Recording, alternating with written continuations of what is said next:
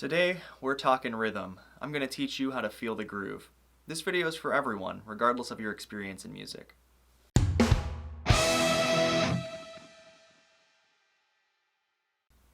Good morning, Rebels. I'm Landon. Let's jump right into it. What is rhythm? Rhythm is music's pattern in time. It's the part that connects the elements of harmony and melody and really makes it take shape. It's something that has a major impact on the overall feel of the music.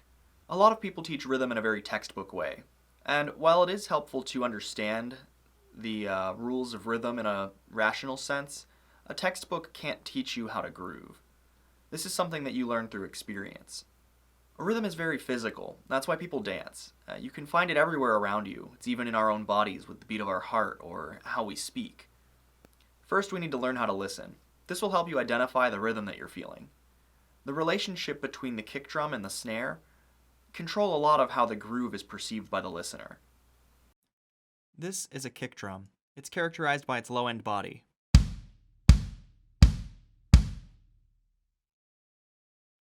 This is a snare, probably the most important part of the drum kit. It's easy to identify by its sharp crack. It's also common to use claps in the same way. You also have the hi-hat, which is often used to keep time and usually accompanies other parts of the drum beat.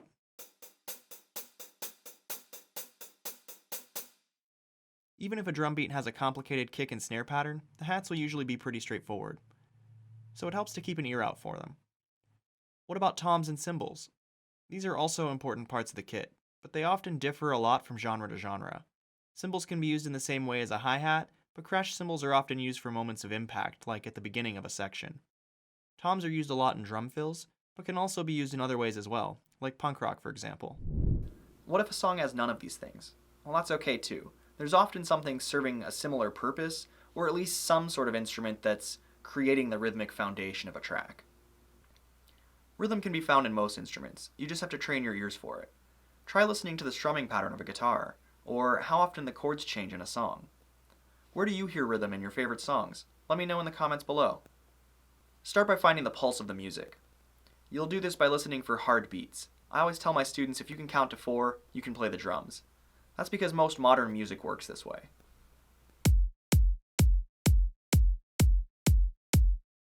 There are a lot of great resources out there for learning subdivisions. This video is meant to be more practical than it is theoretical. Subdivisions are quarter notes, eighth notes, 16th notes, etc. These are part of the language of music, and they refer to how many times a measure can be divided. For example, counting to 4, like we mentioned above, is how you would count quarter notes in a song. But for right now, these terms aren't important. The key takeaway is that these subdivisions are balanced, because you're cutting the duration of the notes in half each step of the way. The drums are often the rhythmic anchor for other elements in a song. So listen to the kick and the snare. Their relationship is what creates the pulse, or the foundation of the beat. Try to find the beat, counting to 4 within the song. This is a great way to find the tempo, or speed of the music. The snare is commonly placed on the 2nd and 4th beats of a measure. As with all things in music, the rules are made to be broken, so there are a lot of cases where things deviate from this pattern. If the beat that you're listening to is complicated, try listening for the hi-hat. You're looking for a part of the rhythm that you can latch onto. Next, move your body. This can be as simple as tapping your foot, or even bobbing your head or swaying your shoulders. A lot of people dismiss this, but it's actually an incredible tool. Some people will even do it naturally without thinking about it. If you ever have the chance, watch a child dance. They're not counting beats or bars, and probably don't even know what those are. They're just moving, because moving is natural. This connects your mind and your body to the music. On a subconscious level, you're building muscle memory. The more you do this, the more natural rhythm will start to feel.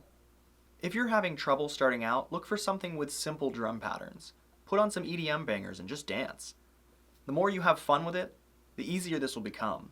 And with time, you'll learn to just lose yourself in the music and let go. Last but not least, tap everything. You don't need anything but your body to practice rhythm. You can use your hands as part of a drum kit. I usually think in one of 2 ways. Make your left hand the snare and your right hand the kick. Tap in whatever way feels comfortable to you. I find it helpful to use multiple fingers if there are a lot of notes to tap. Pick a surface that is nice and audible, like a desktop, so you can hear what you're doing.